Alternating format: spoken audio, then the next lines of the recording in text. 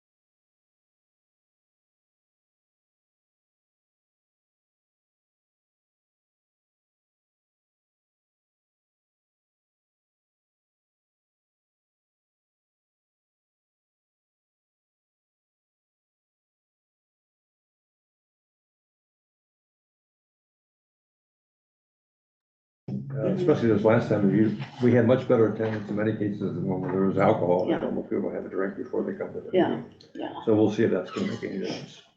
Yeah, and well, a couple of people got wines, small glasses of wine, but there wasn't as much drinking as I thought there would be. Yeah. We didn't pay for it, but they No, would. we don't would pay get for it yeah. either, so. What's this now? Do I see this? I see this. Oh, is this an update or something on the monitoring plan? Because we had one online, is that right? Is it the same? I have this all pulled up. Can I just glance at the agenda on the computer? It's easiest to go through the post it. Yeah. Because I believe that the monitoring one is, B, water monitoring plan and scope of work. Mhm. Well, I have my printed sheet, but I just, it's different format, it looks like, so I wondered if it was updated or something. These are just extras, right? Yep. Okay. All righty.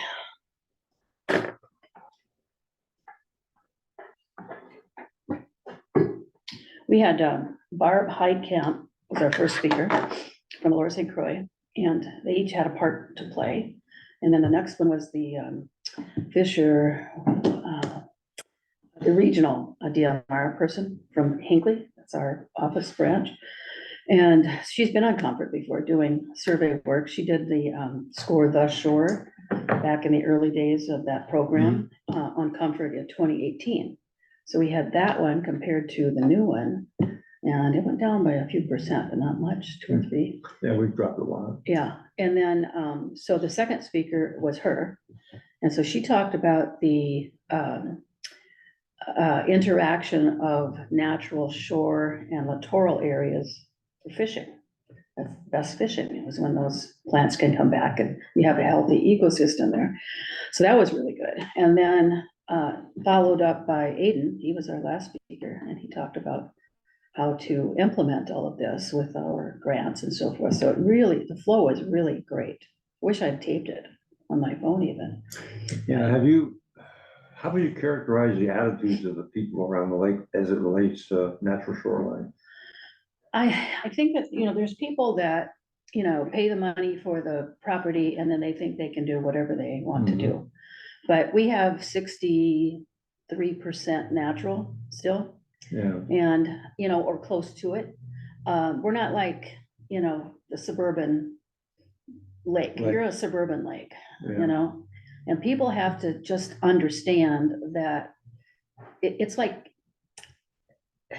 we've used diseases to talk about how to clean up lakes. They get to the point where they're diseased, you've got to clean them up. I think that's the best reference point for people, is that you put crap in your body and you're not gonna have good health. You take out the natural ecosystem of the lake and you're not gonna have a good lake. Right. It doesn't matter how much money we pour at the inputs, if you don't take care of that shoreline. And that littoral zone is so important because that's where everything grows. That's the incubator for everything. Yeah, I think we have a lot of people that just think it's not that important, and so that's why we have to really But kind you of have to shock them. teach them there. Yeah, we have to shock them and say, this is really important. If you don't fix it, we're gonna have, we already got a problem. Well, because- and you've got to throw the money aspect at it. It took how many millions of dollars Clean it up. to clean it up? And it will last for the rest of their lives and children's lives if they take care of it. Right. But if they're going to keep doing what they've been doing, it's not gonna work. Yeah, that's what I was talking to Mike. I think we have to have a lead in of showing where we've come from in the last 10 years. Absolutely. And now that we're done, we got the Allen is a capstone. Mhm. Now we've lost control of the shoreline. Yeah. So we have to go back and redo that. And regain them, yeah. And if you don't do it, like you said, it's gonna shorten the life. Yeah, of the it's like a daisy. cancer. Yeah.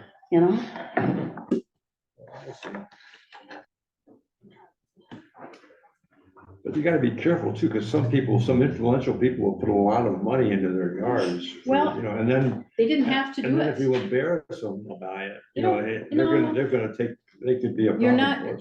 but you don't embarrass. You're not gonna pick out singular people. You're just gonna talk about the ecosystem Well, that happened what's- to Mike, you know, and what's right for the, Mike who, Kenny, what happened? that's why he had to leave. Huh? That's why he had to leave his previous job, because they put the shoreline thing in, and the mayor had just spent thousands of dollars putting concrete around the bottom of the lake and having a big entertainment center. Yeah, And when he heard all this, he got infuriated and said, he's gotta go. oh, I hadn't heard that Yeah. before. No, I hadn't heard that at all. So, Anyway, it anyway, is what it is, you know, I mean, people are always gonna get angry about making bad decisions, but what are you gonna do?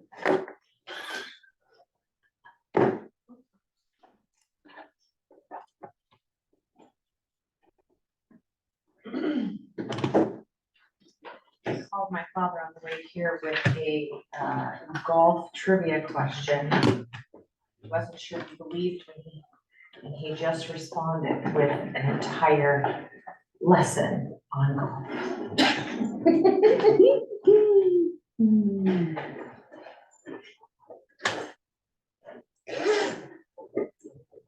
A hole-in-one on a par five is called a condor. That's too deep for me. I know.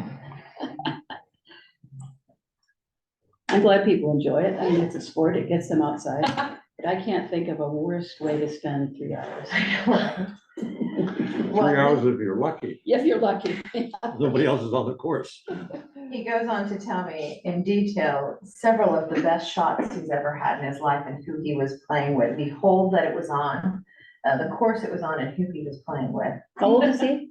My father, 82. Well, he's giving you his history I know. so that somebody can pass it on. He has had 3 hole-in-ones, so he was quite a good golfer in his day. Well, He was just thrilled I called him with golf trivia. uh,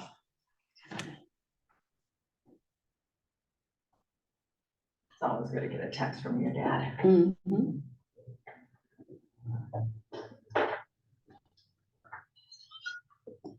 Okay, we've got everybody here, so that's good.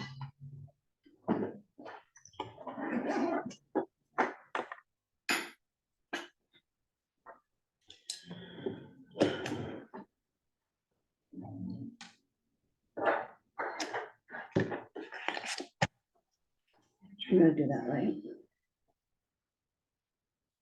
Yeah, you want to, Yeah, you know, Yeah. I You want- was just asking you, Yeah. just. that's fine.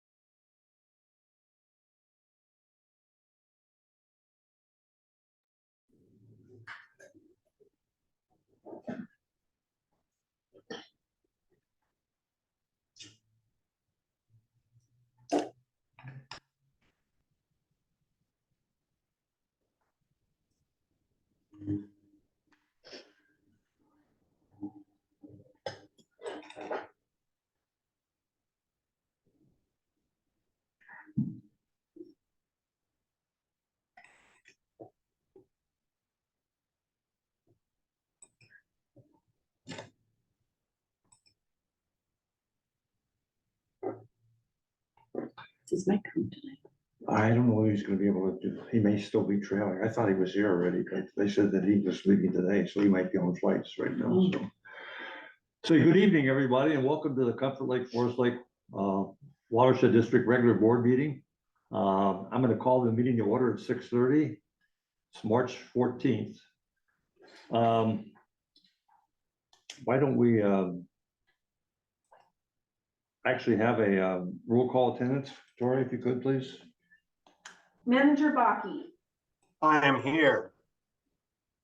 Manager Taves. Manager Lowe. President Schmaltz, Here?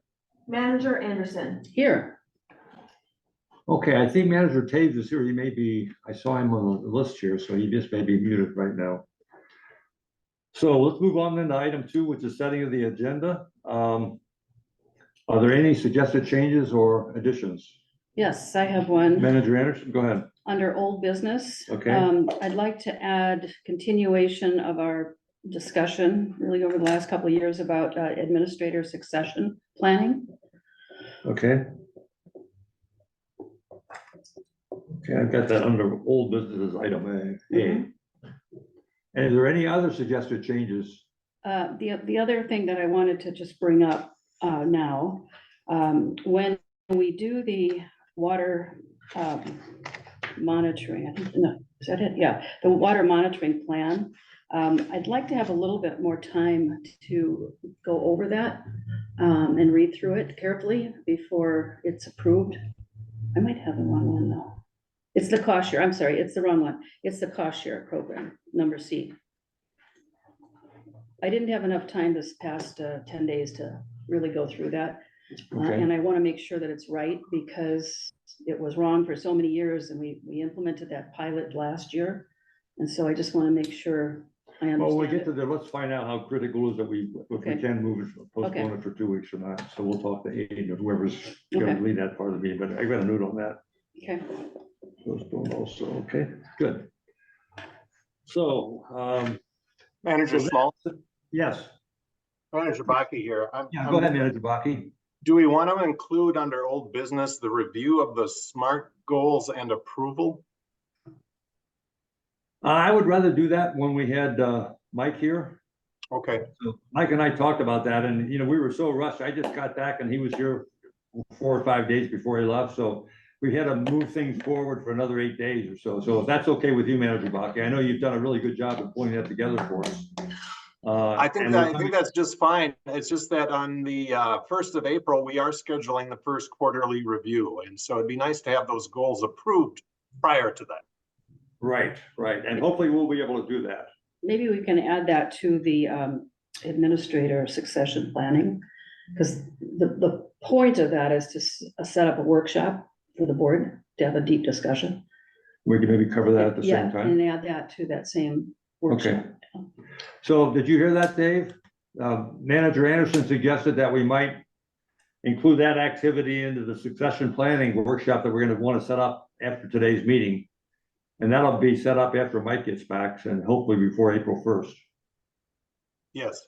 Okay, thank you. Okay, so we've had are there any other suggested changes? Okay, hearing none, then I'll call for a motion to accept the agenda has been amended. I'll make that motion. Thank you, Manager Anderson. Do we have a second to that? I'll second that. Manager Taves, thank you. Tori, could you please do a roll call vote? Yeah. Manager Baki, Aye. Manager Taves, Aye. Manager Lowe, President Schmaltz, Aye. Manager Anderson. Hi, Okay, so the motion carries then. Thank you. Moving on to new business, we've got 3 items here. The first one is the Aquatic Invasive Species Prevention and Management Program. And I think, Garrett, are you going to cover that for us? I sure can. Okay, thank you. Hello, members. So, yes, including today's board packet is the new 2024 AIS management plan for the season. We got a lot of great feedback about the new formats, the kind of the new look of the AIS updates at the year-end report. So I'll be kind of recycling that general format and structure going into this year. And then you'll notice that the photos haven't changed, but the plan is as we are out doing field work and finding new interesting things to capture, we're going to include those in the report for those monthly AIS updates. So that's just kind of the explanation of the general display and format of it. In terms of actual management, we're going to be doing a lot of the same things that we have: curleaf pondweed treatments, Eurasian water milfoil, flowering rush, continue our purple loosestrife management on Keewatin and Forest, and then zebra mussel monitoring are kind of the highlights. And then continuing the watercraft inspection program. So this plan kind of describes some of the general work plan goals and objectives for the season. I don't think we have anything new for this season in terms of like, point intercept surveys or any other types of surveys as of right now. But one notable thing, and I'll have some more information at the end of the month, is our curly pondweed treatments. The DNR is going to be making us complete those by the end of April now, just given how weird this winter has been, if you can even call it that. So we'll be moving that timeline up just a little bit. But with that, I can take any questions about the plan or anything anyone might have. Thank you, Garrett. Let's do a motion here before we have any discussion on it. If somebody would make the motion. I It will should make be a a- motion to approve the 2024 AIS Prevention and Management Plan. Do we have a second to that? I'll second that. And so, so we have a motion and a second. So let's then go on for any discussion. Any questions for Garrett? I have one. Go ahead, Manager. Anderson. For Little Comfort, there's nothing budgeted for Little Comfort. But you did say that staff was going to go out and do a survey for Curly Leaf. I know you have the one from last fall, but are you going to go out in April then and do an early one? I can, yeah, we have no funds budgeted, but yes, we, you and I have spoken, and it sounds like the intent of the Comfort Lake Association is to possibly do some sort of treatments. So I'll try to work with staff to get that done in April. My field work in April is a little uncertain at the moment. I fractured my ankle last weekend, but I'm hoping to be recovered here shortly and be able to perform that field work this season. So I'll talk with staff, but I'm sure we can get that done. Okay, good, thank you. Say, Garrett, if you can't get around, do we have a backup plan? In case you can't get out there? We did not include that in the scope of work for Steve McComas to do. But I'll have a better idea of, what my capabilities would be here in a couple of weeks. I think I'll bounce back pretty quick. It was kind of a minor fracture. But we can work with him and have that included when he goes out and does the Comfort Lake survey if we have to. Yeah, you may want to give him a heads up on that, so maybe he doesn't book something else where we can't, because this is a one-time shot we have, we can't go back and do it again. Right. Yep. So Yeah. I just think we need to be prepared to handle any situation that comes up. Absolutely. So I'll just leave it up to you. You're aware of the risk we're taking, and my experience with ankles is there is no such thing as a minor ankle injury, especially a fracture. But did you have any pins or anything put in or not? No, nothing like no surgery, huh? No, Okay, well that's. I was told by the doctor, like, if you're gonna break your ankle, that this is the one you want. It's the most minor of them all. So Okay, that's good. should All bounce right, back. good news then. If no one else has a question, I have one more. Go ahead, Manager Are Anderson. you sure? Nobody else? Does anybody else have any questions? No. Okay, Manager Anderson has another one, and then I have one also. All right, this is more of a professional question, Garrett. What is the buzz about the low snow and ice cover that we had this past winter? What are the professionals saying about the expectation for either AIS or normal plant growth? Because a lot of areas were getting sun all through the winter. So what's that like? So I had a meeting with Steve McComas, PLM, the applicator, and then some Forest Lake folks, focusing more on the flowering rush management that we're going to be doing this year. We have some changes coming, but a part of that discussion was curly pondweed. I know President Schmaltz had some concerns about the early ice off. So we are anticipating, if there's going to be a year for kind of a boom in curly pondweed, that this was going to be the year. These conditions are pretty favorable to the species. Obviously, it grows early in the season, and it does better with the more light penetration it has. we're setting records this year. We did not really have any snow at all. The ice was thin. So for Forest Lake, I think Steve McCombs has said that we could treat up to 120 acres to get total control of Curly Pond Weed. So I think next board meeting, when I come with the Curly Pond Weed management agreements that we bring to the board annually, that we'll probably be looking with the budget in mind of treating that 120 acres.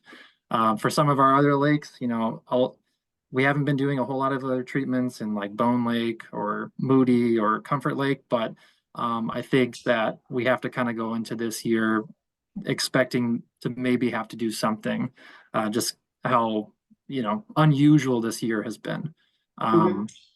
Yeah, well, I'm glad you're doing the early inspections or survey work, because it's going to be important to grab that early so it doesn't interfere with the native plant growth. So thank you.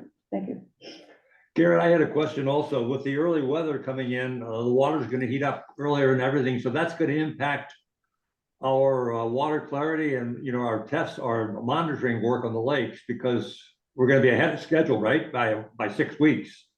So comparing this year to last year, you're going to have that extra impact in here. So we need to think a little bit about that. So just be aware of it, I guess, because everything should be warmer than it was, last year. So it's going to be something we have to. You follow what I'm saying there?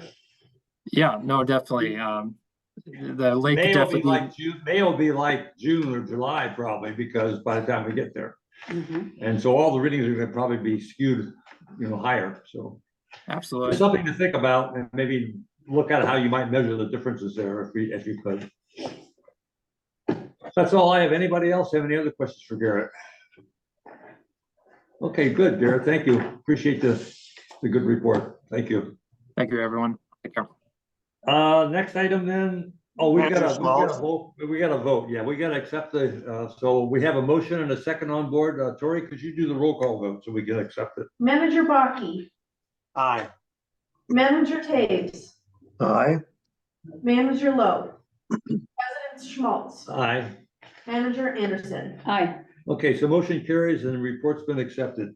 Tori, just for your, Chris will not be here tonight, so you. I thought I had to read all of them still.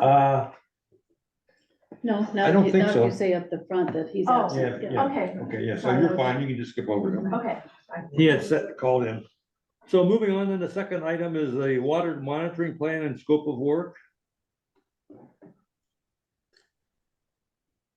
I can handle that. Oh, hi, Blake. Hello. Thank you. Manager, or Mr. President and managers, just want to take a few minutes to discuss the 2024 monitoring plan. Similar to that of previous years, memo details all the things that we'll be covering. I'll just go over them briefly.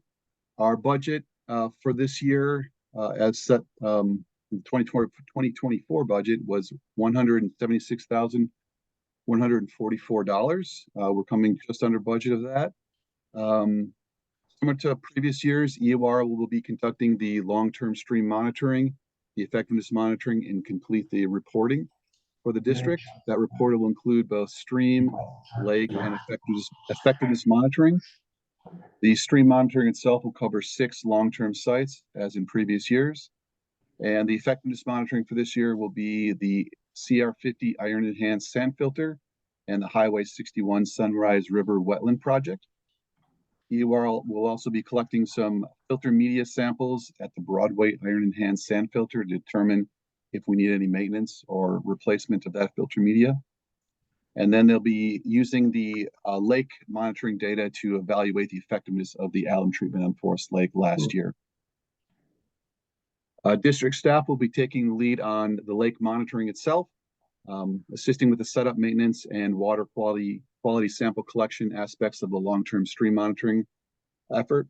Also implementing the Citizen Assisted Lake Monitoring Program, or CAMP program, the Citizen Assisted Tributary, or CAT program, and the DIY, or do-it-yourself diagnostic programs, and also the winter lake monitoring. One thing to note is that the rotational district-wide diagnostic monitoring is on its 2-year hiatus still. We'll pick that up again in 2025 as per the 10-year monitoring plan. In the interim, the CAT and the DIY programs are looking at Comfort Lake and Forest Lake. So we are getting some diagnostic data this year, just in-house. For the lake monitoring, we're using the CAMP program again from Met Council. The CAMP volunteers will be collecting data on Bone, Moody, Comfort, the first and second basins of Forest Lake, Himes Lake, and Elwell. District staff will also collect CAMP data on Forest Lake's third basin, Keewatin, Shields, School, Little Comfort, and Nielsen this year. So we've exchanged a couple of the smaller lakes, rotated through, and we're doing collection on Nielsen, Himes, and Elwell this year. So rotating through those smaller lakes. District staff will also do dissolved oxygen and temperature profiles on several of the lakes, and collecting bottom water samples as well on Forest second and third, Comfort, Little Comfort, Nielsen, Shields, and Moody lakes. We'll also be collecting some hypolimnion samples on Comfort and Little Comfort Lake to evaluate some chloride levels that we've seen in those two lakes. We'll also be collecting some metalimnion or thermocline water samples on Little Comfort, Forest Lake second and third basins to evaluate any mixing or turnover from bottom released phosphorus, sediment released phosphorus. For the CAT and DIY programs, again, we'll be looking at Forest Lake for the CAT program and Comfort Lake for the DIY program, as well as the County Line subwatershed for the DIY. We'll be continuing our evaluation of our DIY technology, and we'll be also collecting water samples at all of our O&M sites or past projects to evaluate some of their effectiveness as well. We're also trying to collect some PSS samples throughout the district to get an idea of the composition of the total suspended solids, organic versus inorganic. We'll be doing that at 3 sites, the outflow from School Lake, the abandoned JD1, a wetland ditch at Highway 61, and then the BBSLC channel at Manning Trail. Obviously, weather permitting, we attempted this last year, but just did not have the precipitation events to collect that data. There's a summary, 2 summary tables in the memo indicating the contracted cost as well as the additional cost for staff time and equipment. All in all, we come in at $171,556, and that includes the scope of work for EOR to implement their portion of the monitoring. Their total is $69,352. That scope is attached to the memo itself, and Ann Wilkinson is here to answer any questions about EOR's effort, and I'm happy to take any questions at all for the monitoring program plan this year as well. There are 2 recommended Before we get into actions. the question. Yeah, so why don't we do the first motion, and then we can have any discussion on that topic, and then we'll do the second. So can someone provide the motion number 1? I'll make the motion to approve the 2024 monitoring plan as presented in this memo. And do we have a second to that? I will second that. Thank you, Manager Taves. Any other questions or comments on that portion of the presentation, monitoring in Yes. general? Yes. Manager Anderson, go ahead. Yes, I just have some questions about Little Comfort. Can you be more specific about where you're going to be monitoring inputs into Little Comfort? And then are we also going to establish some type of a baseline coming from Little Comfort to Big Comfort? I don't think we have that data. So we're not planning on doing any monitoring of the inputs into Little Comfort other than what we do at the stream monitoring location on Itasca. We've had that long-term stream site, so we do monitor water coming in at that location. Nothing new for this year. Nothing on Heath Avenue? Nothing on Heath Avenue? That was part of the diagnostic monitoring that was done a few years back. So nothing Yeah. on that this year. But once we pick up that rotation again, that'll be included. Those sites will be included as well. Okay. The DIY diagnostic will be looking at the direct drainages to Comfort itself, not Little Comfort. The DIY diagnostic does take samples from the input from Little Comfort to Comfort. So we do have that data moving forward, and we'll continue that again this year.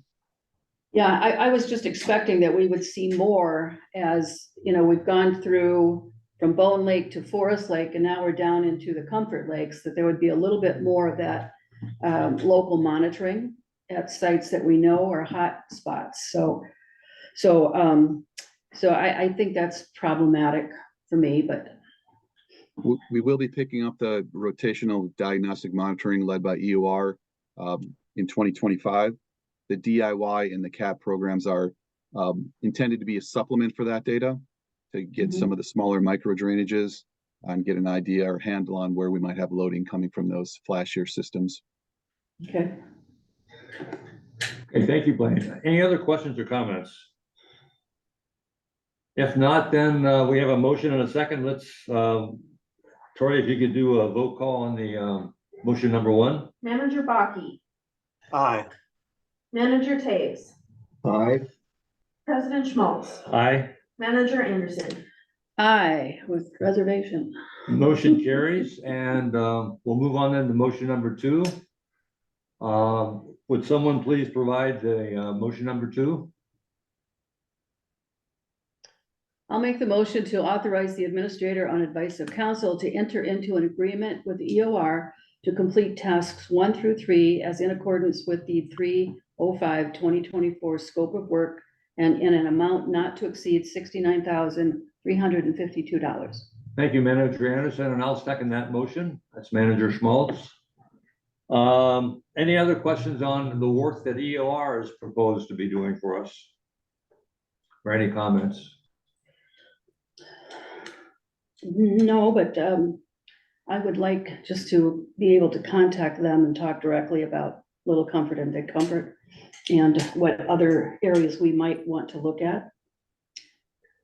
Yeah, I think it's probably best if we maybe send something to Mike to have Mike take it to him. That's fine. Yeah, that's fine. That's probably the best procedure to follow. So we could do it that way. I think I don't think you're missing out much because this is a standard process we've had all along.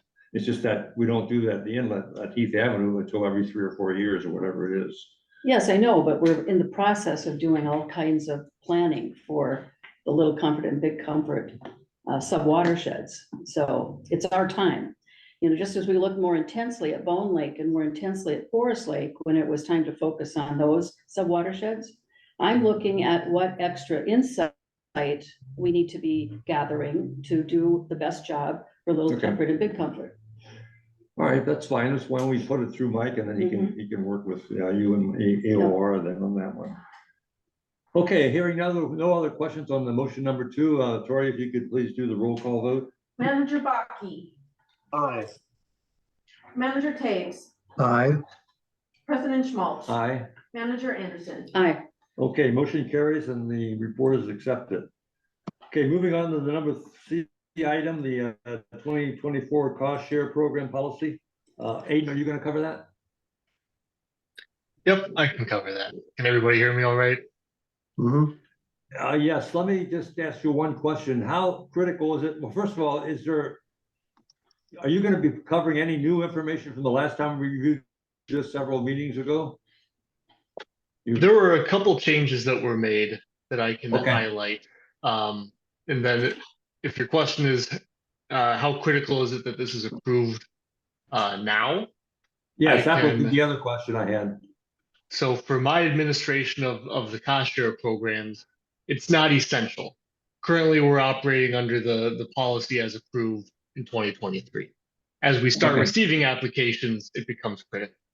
If Beth is there, she may be able to share a different perspective from the education and outreach side of things. But as the administrator of the cost share program, that's my perspective.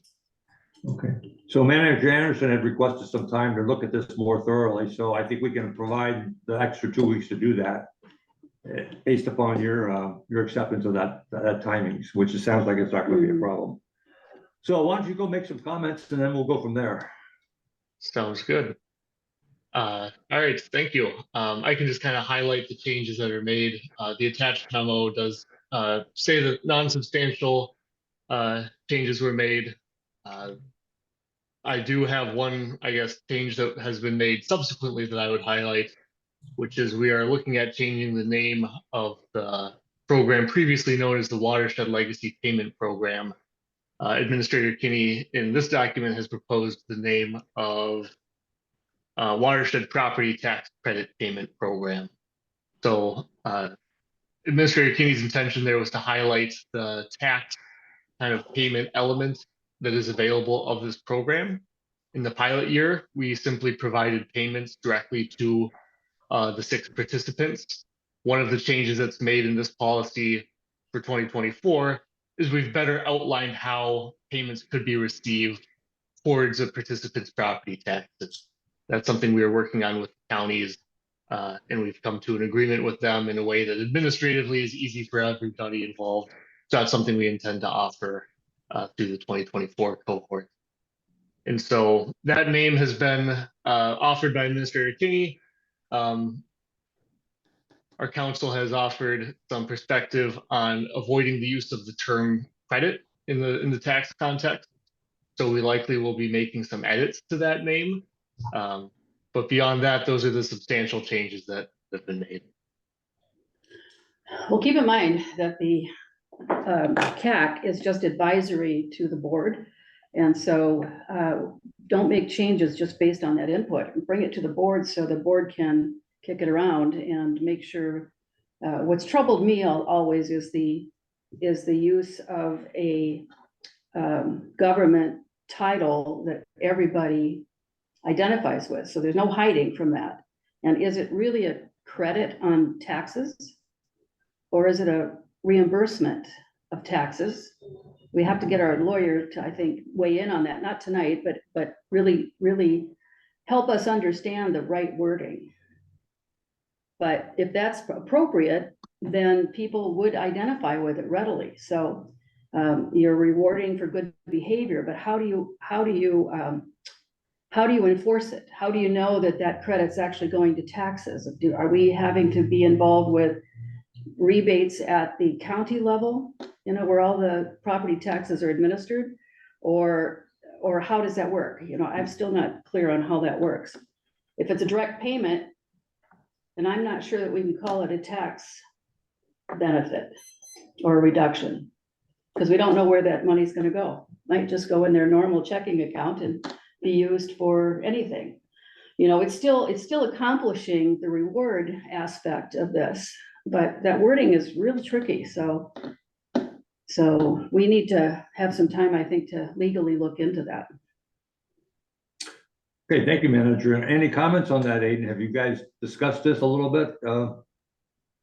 We have. Thank you, Manager Anderson, for those comments. Yeah, in fact, Mr. Holtman this may be a good opportunity for him to elaborate on this. I can just tell you from the administrative side of things, the way this would work right now. And as I said, the current cohort all opted for direct pay. So they received, personal checks in the mail in December. The way this would work administratively going forward would be that option will remain available for folks who prefer that method. And then for those who opt for property tax payments, we submit those checks directly to the counties, the respective counties with identifying information. And then that counts essentially as a prepayment towards the following year's property taxes. And the reason for that is administratively, it avoids the errors and kind of diminishes the possibility of there being confusion on amounts owed and it avoids some of that complexity. And we have avoided the use of the term credit in the past, and that is something that we are looking at potentially removing. I think Mr. Holtman may be the better resource for answering those questions. Well, make sure that you also take into account the automatic payment structures that are set up for handling tax and insurance payments through people's bank accounts. And so we got, there's a lot of layers there that have to be really, really thought out carefully. But thank you. I'm glad you're looking into it. Yeah, I guess the only comment I have is I think the idea of using the word tax credit or the word tax, property tax, people identify with that, as Manager Anderson pointed out. And I think that gives us a lot of leverage. And so when our legal people get involved in this, I would push as hard as we possibly can to keep those two words involved as much as we can. So even if it matters taking a little risk and finding out we have to change it later on, I would encourage us to push the boundary as much as we possibly can on that, so just a suggestion. Any other comments or suggestions for Aiden? Getting excited, it's coming up, so yeah, I know you got your first Bone Lake one coming up, what, March 28th? Yes, I believe that's the date of our Bone Lake shoreline information meeting, and then we had a Right. fantastic shoreline meeting or shoreline presentation at the Comfort Lakes Association meeting. Good.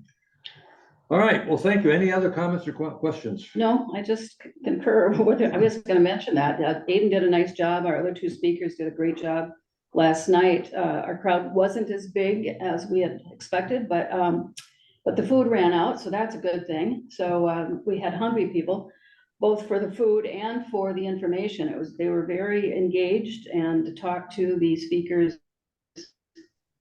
We had little information tables out, and yeah, so it went really well. Good, good, glad to hear it. Mhm. Nice job, Aiden, and your team. Any other comments or questions? Okay, so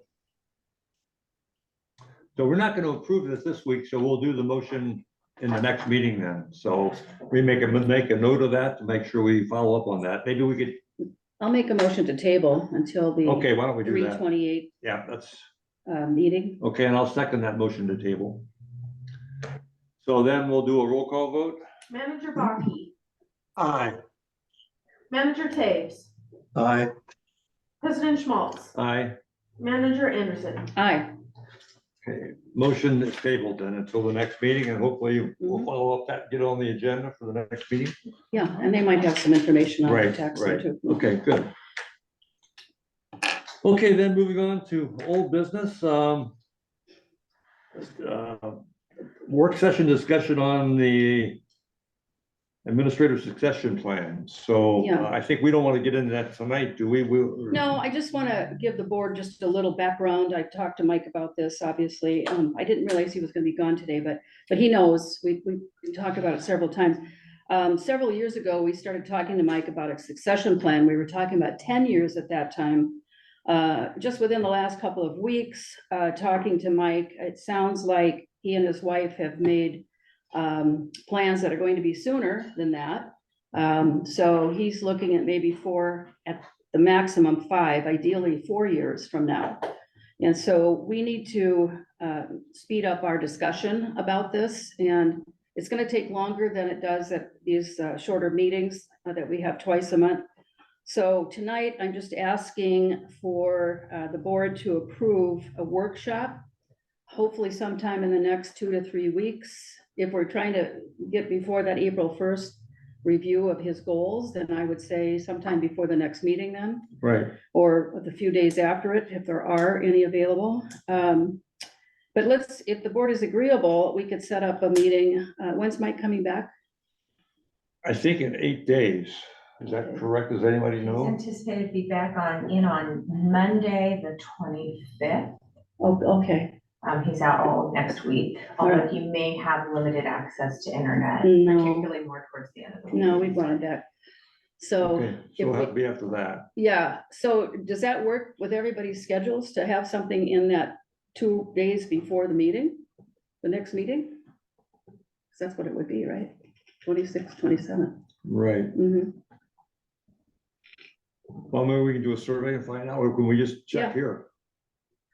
Well, that's the 25th to 26th, right? Oh, he's coming back on the Yeah, 25th, so so it'd be that would the- leave the 26th and Tuesday, the 26th, Wednesday, the 27th. Or it could be the day of the meeting, I suppose, I believe too. he will be in the office the 25th, right? He will, He okay. should be in the office the 25th. Okay, yes. okay, so it does open up Monday then. Okay, so we have Monday, the 25th, Tuesday, the 26th, or the 27th available for a workshop before the 28th. I don't have my calendar with me, so Okay. maybe we should just do a survey Yeah, that's fine. for those 3 days. Yep. So we'll ask staff then to do a meeting survey so we can come up with a time, and what do we think, 2 hours? Oh, I'm sure, maybe 3. I would say 3. It might be lower than that, but I would say 3. Okay, We want to get it done. right. You don't want to have things hanging so that we have to come back again. For clarification, did you say it could be anytime between the 25th and the 28th, or did you want it by the 27th? 27th. 27th, yeah. Thank you very much.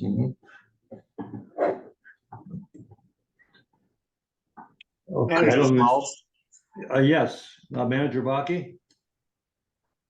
one of the SMART goals we have worked out with Mike is that he would provide us with those materials and identify consultants to work with us in creating a succession plan. So I'm just thinking, is there a hurry to get this done, this meeting in place before the end of March? Or do we want to allow Mr. Kinney the opportunity to work on that and provide us with the materials? Well, I think the most important is we get that cost share program approved, so that we delayed that one, so, but this. Well, one- this one, I thought we were trying to meet that April 1st goal deadline when we talked at the beginning of the meeting. Manager Baki, you've been working on that SMART Right. goal. Yeah, and Right, we're meeting that's on the true. 1st, yeah. So maybe that's not so important for that particular meeting. Is that what you're saying? Well, I'm just saying the succession planning is something that we need Mr. Kinney to pull the materials together so that we as a Yeah. work group can review them. Isn't that your intent? And that makes more sense. I thought Mike had done some work. I've seen some work on it, but he's probably gonna be doing more. Maybe what we should do is make sure we get the SMART goals done before April 1st. So maybe just use a 1-hour session to go through that as a group with Mike there. And then we'll be set on that for the rest of the year. On the The SMART goals? SMART goals, yeah. Because Well, Manager that's Baki, and you were involved with some of the meetings, weren't you? Yeah, with Yeah. SMART goals with Mike? right, yeah. No, not really. I mean, it was part of, I think, the group meetings that we had, meeting with him on this administrator, SMART goals and review process that Right. took several meetings. So why don't we set a meeting for those 3 days, one of those 3 days for an hour and a half to go through the SMART goals? It probably Mhm. won't take that long. And then at that point in time, we can talk about the timing that makes sense for Mike and that to get into the need for Succession plan. planning, yeah, with what Manager Anderson brought up. So that's a good suggestion, Dave. I think I believe in that. I think we should probably do that.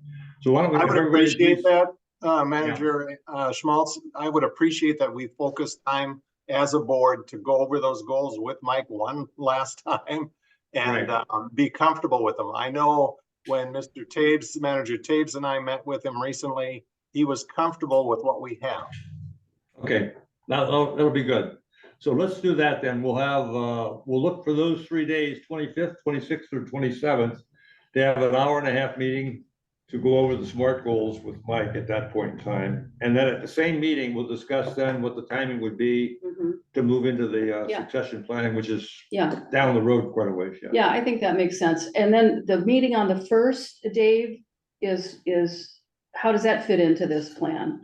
Right, that would be our first quarterly meeting, and Manager Anderson, you and I would meet with Mike to go over those goals and get his input as to where we are, and we can either check them off or say, this is working.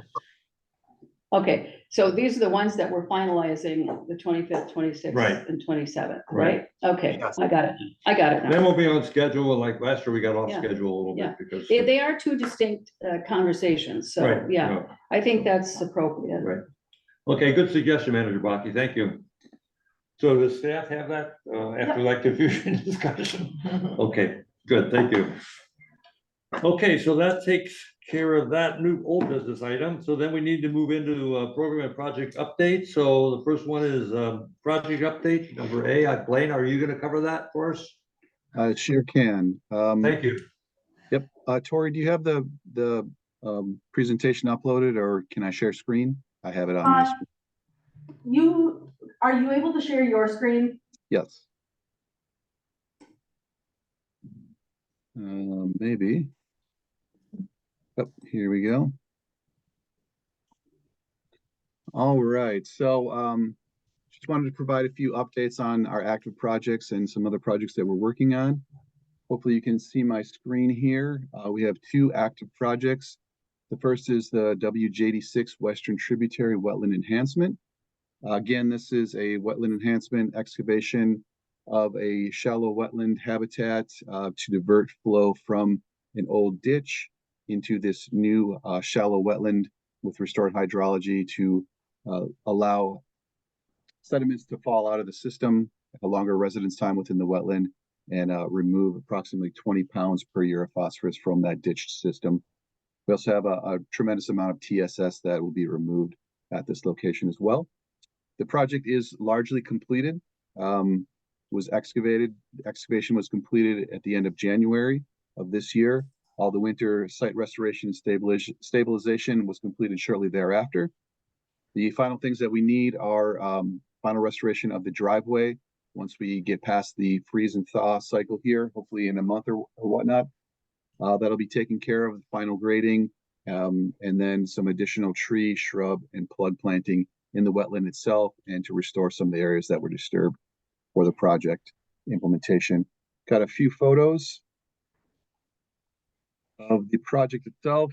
Here's kind of on the left there, project being implemented. On the right, essentially the completed project prior to stabilization.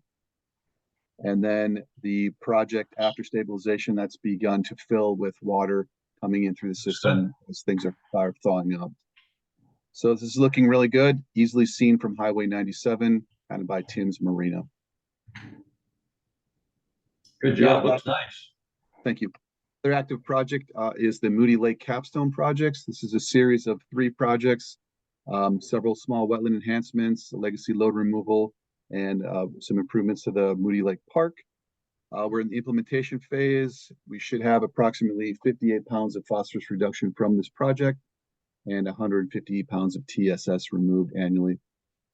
We are in the implementation phase right now. The Moody Round Barn project has been completed, as well as the Moody Wetland project. Both of those are largely completed. They've been stabilized, excavation has taken place, they've been stabilized, and we're waiting for spring thaw here to get the vegetation put in as well.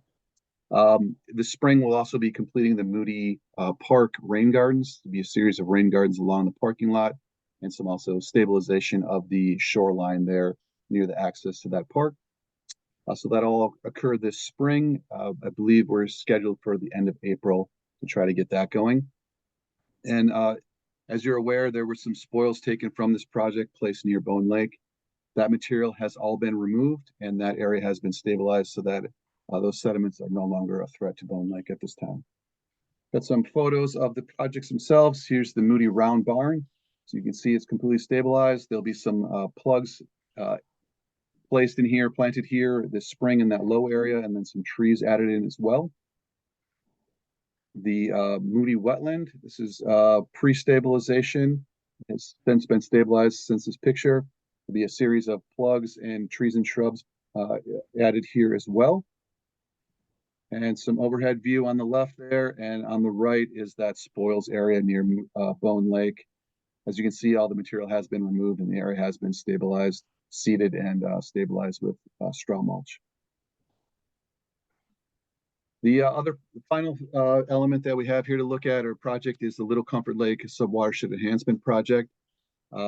We are currently in the feasibility stage for this. We are working with landowners to see if we can purchase a small chunk of property in this subwatershed with the intent of implementing an iron enhanced sand filter on that property. We're meeting with the landowners in 2 weeks. We have an appraisal completed and a draft purchase agreement that we'd like to review with the landowners and see if we can come to an agreement. If so, we will move forward with the project with board approval, of course. The next steps would be getting the purchase agreement in place and then doing the required rezoning and subdivision of that property. That'll all be part of the feasibility phase, as well as the concept designs. So hopefully we get some good news from the landowner and we can start moving forward on this project. With that, I'd be happy to answer any questions. Any comments or questions? Manager Schmaltz? Manager Bakke, go ahead. Yeah, I just would like to share a letter that was sent to the Comfort Lake Forest Lake Watershed District from the Bone Lake Association. if I may. Sure, go ahead. The Bone Lake Association thanks the Comfort Lake Forest Lake Watershed District staff and board for taking action to resolve the recent situation on Bone Lake regarding wetland spoils from Moody Lake being deposited near Bone Lake. The Bone Lake community, with the partnership of the Comfort Lake Forest Lake Watershed District, has worked hard over the past 2 decades to improve the water quality of Bone Lake. Bone Lake has improved from a grade F to a grade B. And this spring, Bone Lake will be delisted from the MPCA list of impaired waters. This is worth celebrating. The Comfort Lake Forest Lake Watershed District and the Bone Lake Association share a common mission to protect and improve the water quality of our lakes, rivers, and wetlands. Together, we strive to make Scandia a great place to live now and for future generations. Thank you for all your great work.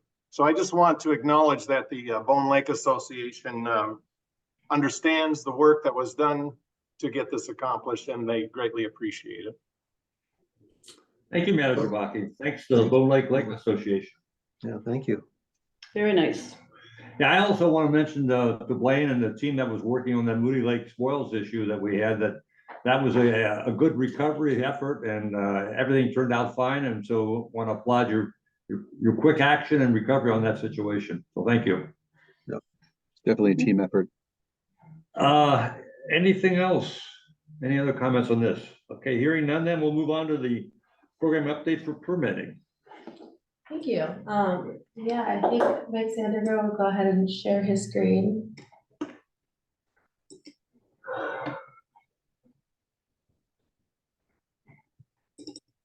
Thank you. So I will end with an update on the BMP inspections from last year, but first I will hand it off to Mike Sandergaard to talk about the overall permitting program. Thank you.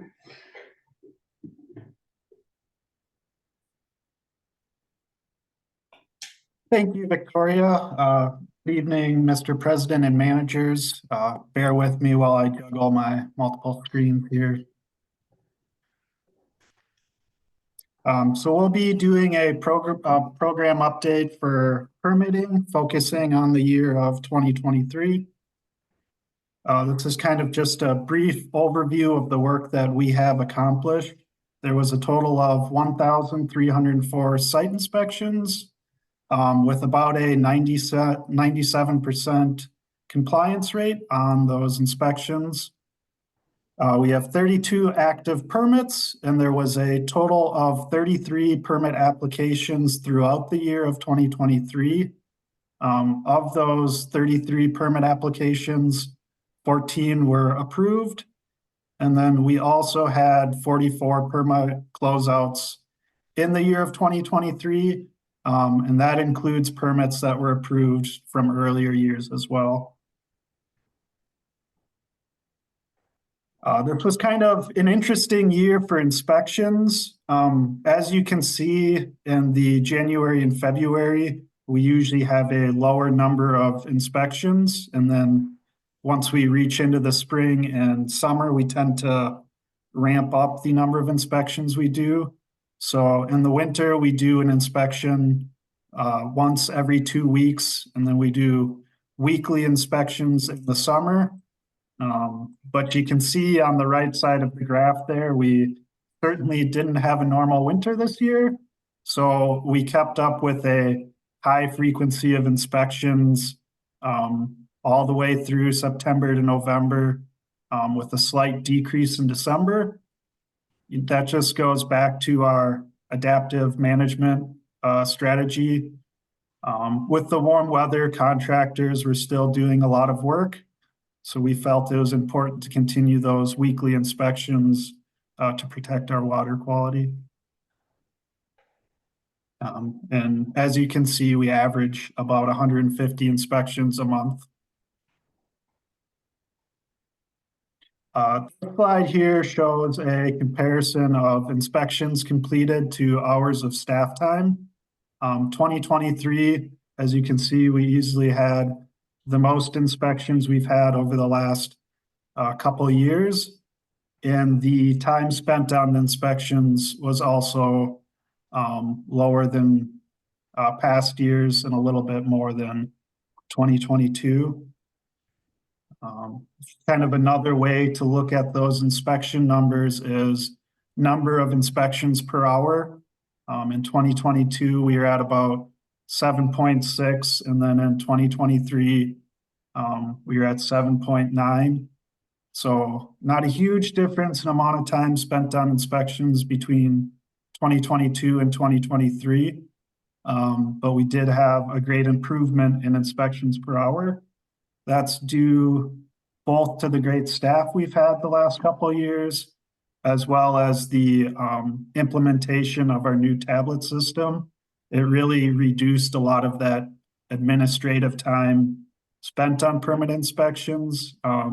Electronic format just allows us to quickly generate an inspection report based off of the data that we had entered in the field. This is the number of permits approved annually. 2022 was a high of 52 permits approved. There's a slight decrease in 2023 down to 33 permits. Talking to permit applicants, contractors, this decrease was mostly due to the higher interest rates. So it'll be interesting to see if that trend continues. Right now, we're sitting at 5 permit applications for 2024, which is pretty similar to past years. Kind of in the winter months, we tend to see government agencies submitting applications, usually for road work. So 3 of our permits were for road work this year. We had Scandia and Wyoming. 2 of our permits. This map is showing the status of our 2023 permits. And when I say 2023 permits, those are permits that we received the application in the year of 2023. As the map shows, the majority of our permits are still active. We do have some permits closed out. These tend to be smaller permits, such as road work or shoreline work, that don't require as much stabilization or grow time compared to other permits. Other permits of note are the 3 permits in the southeast that are in the applied phase still. Those are part of a solar farm that had an incomplete application. So a lot of those applied permits are due to us still waiting on permit items from our applicants. This permit is showing all of our permits, including those that are outside of 2023. We have a number of active permits throughout the district. You kind of see some trends in the district that we'll show on the next map. So this is a map showing what the types of our permits are. The blue is commercial, so projects such as those solar farms, businesses. We have some parking lot expansions as well. Yellow is development. Green is government, which often is road work for us. And then red is residential, which would be single family homes, sheds, or similar projects. So we've been seeing a trend in developments. The lot sizes are getting larger while the number of homes in those permits is shrinking. The main reason for that is a lot of the easily developable land in Comfort Lake, Forest Lake watershed has been used already. So we're seeing a shift to more rural developments, such as the ones you can see down on the southern side of Forest Lake. Those are kind of the types of developments I expect to see more of. They're rural subdivisions where rather large lots, they aren't connected to city water or city sewer. which makes them a little easier to develop. And then as far as commercial projects go, we've seen a large number of them along the Highway 8 corridor. And then also a number of parking lots for dealerships in the new Ford dealership right in Forest Lake. Scandia kind of remains a lot of just residential permits in the area. This map is kind of showing that trend of development sizes. The larger the dot, the more lots that are involved in the project. So if I go back a slide and you look at the 2 yellow dots down in the southwest corner or kind of southern portion, you can see that the lot sizes are a lot smaller than our older permits in the city of Wyoming that are numbering, 40-ish lots. We also have our linear projects shown on this map. So those are usually our city road projects, but then the linear project going north to south right through the middle of the watershed was a large power line replacement project. I saw that. Next, we'll kind of do a quick review of what permit rules were triggered by a permit. So just kind of a quick review for those who aren't familiar. The bolded rules are the ones that we track. So Rule 2.0 stormwater, Rule 3.0 erosion control, and Rule 4.0 lake, stream, and wetland buffer are kind of our most common permits that are triggered. And then most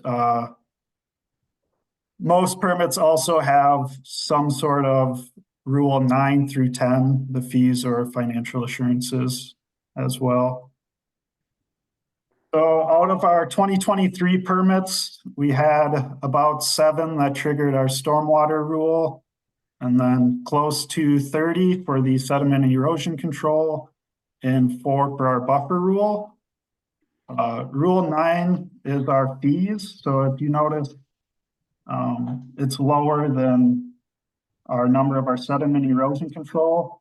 We waive fees for government projects, so that explains the less number of permits that triggered our fees compared to overall permits. I also should say permits can trigger multiple rules as well.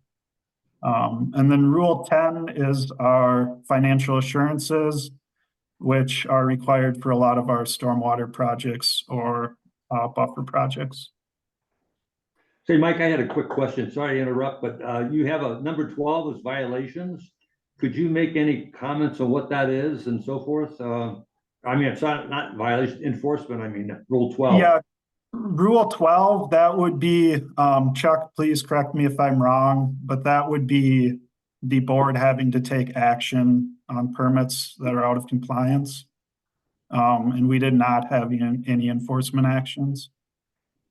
Okay, so it's not the fact that if you go out and see an inspection, there has to be an improvement made or a correction made. Do you count those efforts also separately somewhere else? Do you follow what I'm saying?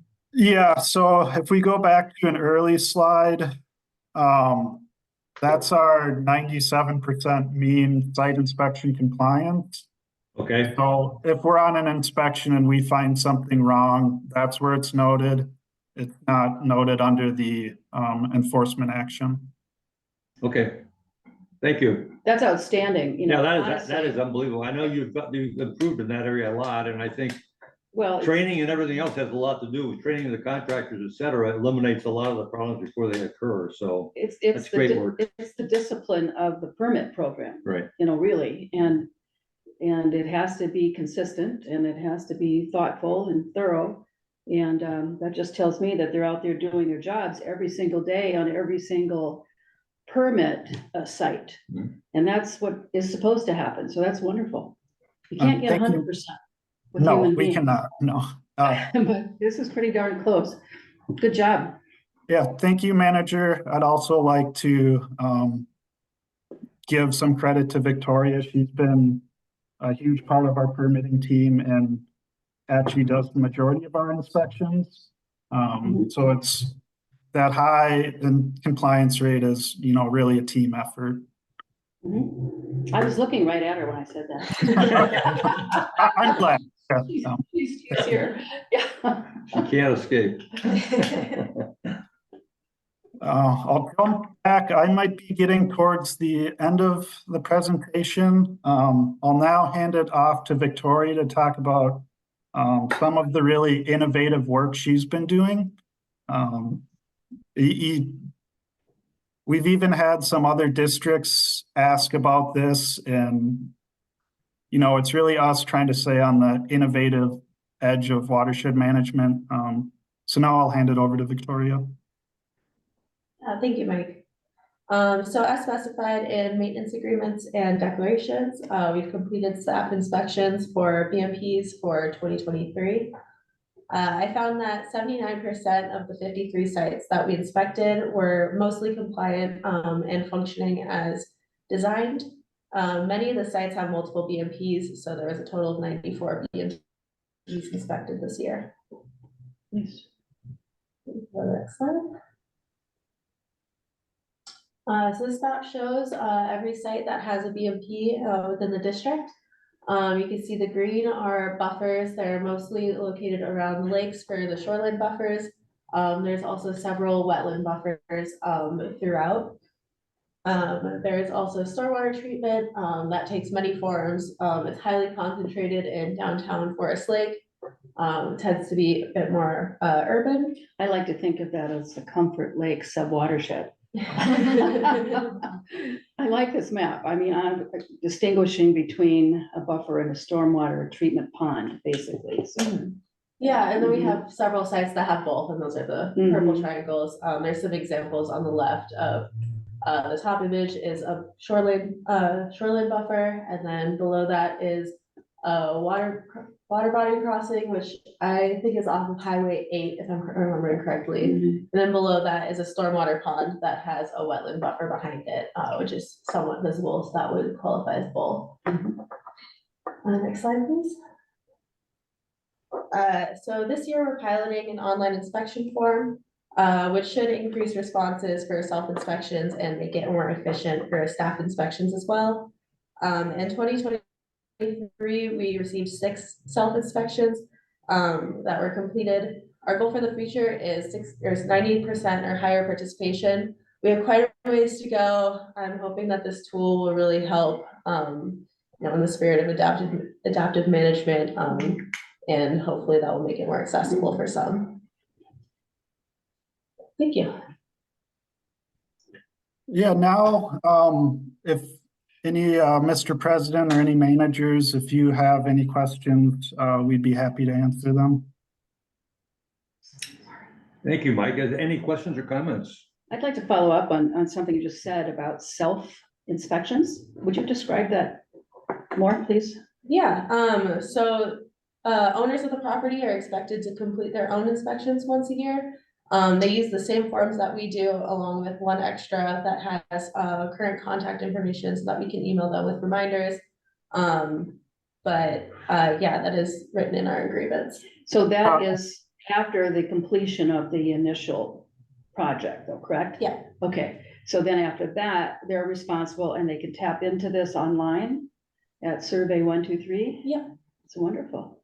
Do you follow up to check on the veracity of what you're getting? Is the information correct, and are they doing it right? And yeah, okay. So we plan to still have staff inspections annually, so that will be one way to check. And with the app, it's a lot easier for them to submit pictures.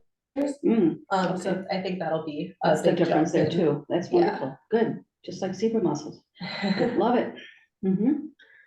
Victoria, so these are all the applications, that all the maintenance sites that we've done over the last 10 or 12, 25 years. So are we looking at those every year, or do you have a system for once every 3 years for certain types of sites? Can you maybe comment on how you manage that larger matrix? Yeah, so our goal is to do it once a year. I don't know if that goal will be shifting as we get more self-inspections. I don't think we've discussed a plan for that, but at the moment, I believe our goal is for staff to go out once a year. So these, That Mike, 90, go ahead.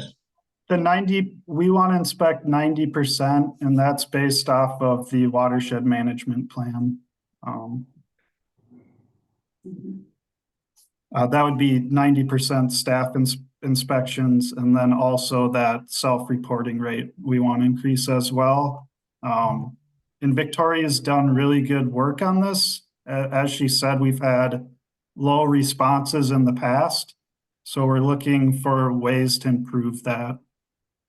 And it's a really innovative, cool tool, I think, that she created.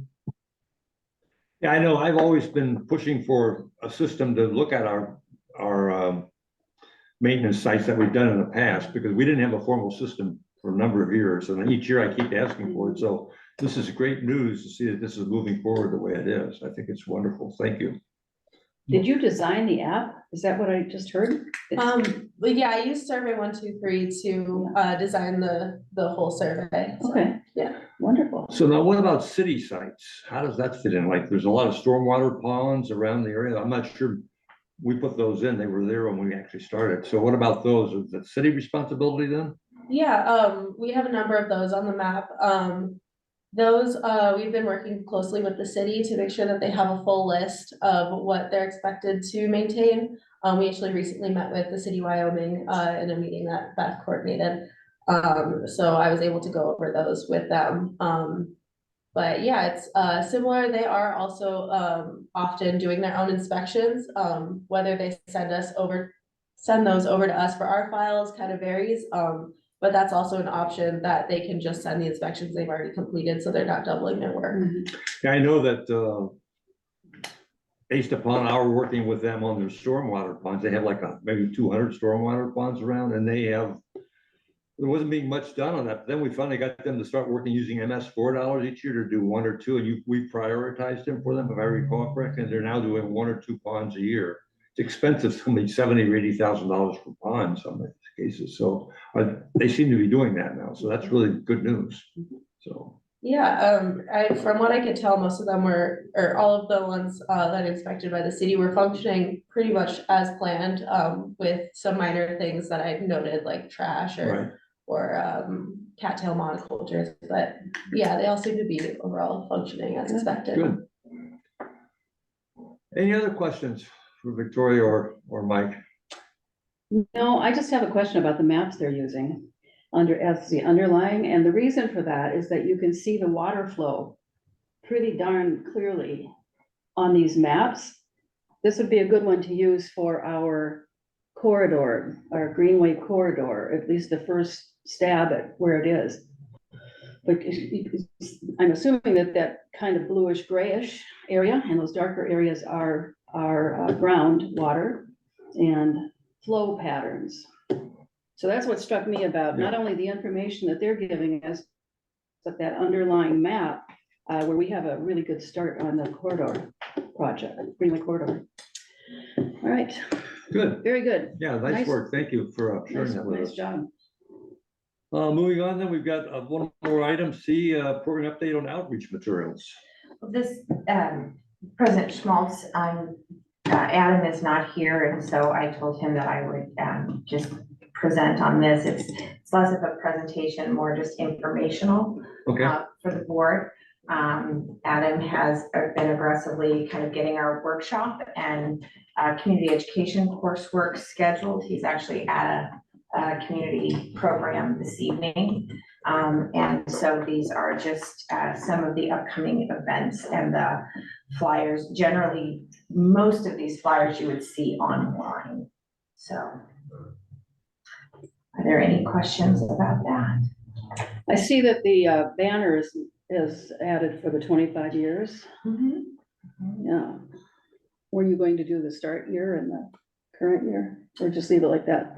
This was the plan, and that the one that we had shown the board, and so but if you have recommendations, we can always read. Yeah, I don't remember seeing it, that's all. Okay. But So you're gonna show them, I saw them when before I came in, are you gonna show each project? That was not the intention to do that. It was just to have it as an informational in your packet for you to review. Is the first one, the traditional lawn, is that being done by Jack McKenzie? This one is not being Okay. done by Jack. This one is at Hardwood Creek, and it is, it's just our staff doing this one. Okay. But Adam is making contacts with Jack and kind of working through a pretty substantial schedule. Mhm. So we're excited. Is there going to be another one of those, or is it just this first? This is One and just an done? example of the first, no, it is not Okay. a one and done. Okay. I think we've got, these are the first ones that were planned, Mhm. in partnership with the Hardwood Creek Library. There are also some programming being developed through community ed with the school districts.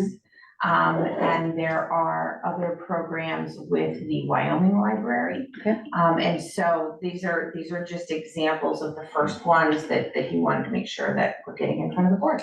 Good, so board members then can have a shot at some future ones on the same subject matter, though, right? Oh, absolutely. Mhm, mhm. Any comments on what was in the packet, if you had a chance to look at it? I just had a couple comments. One is, I think the first one, if I recall correctly, was the shoreline program. I Right? think it Was was that an for ex- Moody Lake? It was an example of the Bone Lake Bone Lake Natural one. Shorelines Informational Meeting flyer that they sent to all of the residents on Bone Lake. So I was gonna ask, what was the way of outreaching to get people to come to the meeting? Did you mail that out to people or send an email, or how did? They did, no, they actually sent this flyer and then had other supporting other information from some of our other tools. Excuse me, I apologize, I stumbled on my words. Other promotional materials and outreach materials we have for shorelines. With a traditional stamp, you can have 4 pieces of paper. And so they optimized that, and Aiden and Adam pulled together from things we'd already been using in the past. And so every resident on Bone Lake received that. And I don't know if Aiden is still on the call, but it is my understanding that the plan is that as we move to Comfort and Forest, every resident of the lake will receive a mailing about their informational meeting and the programs and things available here at Comfort Lake. That's you, or Aiden, do you recall how many people were on Bone Lake and what the response rate was? And actually, how many did we actually have come to the session? This session hasn't taken place Oh, yet. hasn't? Mhm. And so, We sent out about 60 letters last Friday. Okay, and we've gotten some bounce back or some return, call them bounce backs, they're not on computers, but we have had some return. And we're tracking down, Okay. making sure we have the right addresses, but our hope is that it will be well attended. We do have both an education outreach planning meeting and a shoreline planning meeting tomorrow. And then next week, Adam has several meetings related to the Bone Lake delisting celebration. good. I recall that there was 5 or 6 kind of checking questions on the top of the page, and I thought those were laid out very well. I thought they made a lot of common sense and should appeal to the people reading them too, so I thought that was good. And the other 3 brochures were kind of on areas that we normally haven't worked in much, like bumblebees and making fishing lures. By chance, was that all new, or did we actually cherry pick from some other work that you guys have done from other locations? Those are examples, there's a little bit of a hybrid, some things that we've Right. done, but some things that Adam has done. Okay, And so, for example, I'm glad that you brought this up because he and I kind of spoke about this a little bit because he wanted to make sure that the board understood. The fly fishing, he sits down with the organizations and says, okay, these are some of the things that we can do. And they kind of pick the ones that they think will be most interesting. So when he's doing the fishing lures, that's also tied into habitat, water quality, healthy shorelines. Why does the watershed district care about your fishing lures? Mhm. So that is really the foundation. It's kind of, these are like gateway programs to learning more about the watershed district Mhm. and our priorities. So, yeah, I'm a big supporter of using other information that's already been developed rather than Yeah. inventing the whole wheel. So if you can take somebody else's work and put a different logo on it and it works for us, Well, Great. yeah, this is work that Adam and I and the district have done before that we were real comfortable and he, Manager Anderson, it makes me kind of excited that you said, oh, will there be others that the board members can come to? He would love it. He specifically said that he would love to have board members at some of his programs. Just don't have them on meeting nights, that's all. Yeah. So sometimes they are, but there are also a lot of other nights that they aren't, and weekends and all sorts of things. So he does have an aggressive calendar that he's put through, that he's working on through the fall, and then we'll start again. Sure. This one on fishing lures, I think that's a great idea to pull that, you know, cohort of the population out, and especially younger guys and girls, you know, that are getting into fishing. But what came to mind when I first saw this is incorporating the Get the Lead Out campaign from the DNR at the same time. They've got actual lures that they can give out, you know, that don't have that lead in it. So make sure that. And I did ask Adam about that specifically, and he said in the programming, they do talk about the DNR's Get the Lead Out program, and that these are lead-free lures that they're making. Perfect. And there is that crossover. Yeah, they have lots of stickers and all kinds of handout materials. Lead-free sinks. Yes, to do that. So that would be good. Okay, very good. Again, I think it was very professional work, so. Yeah. Good work. We're very excited. Any other questions or comments? This is our last topic. Next would be then summary and approval of board direction. Chuck, do you have anything for us? Yes, Mr. Chair, can you hear me? Yes, it's working great. Money well invested, Chuck. Very good. Actually, I was seeking to speak earlier in the meeting and couldn't be heard and had to reassign my microphone. So I'm still learning about my new hardware, but we'll ask you in 10 years. It takes that long. Just two items that I have. One is that Mr. Kinney will provide more clarification on the monitoring program approach to Little Comfort and Big Comfort lakes areas. And then staff will look to schedule a meeting for March 25th through 27th to go through SMART goals and discuss timing for succession planning with Mr. Kinney. Okay, thank you. Anybody else got anything else to add?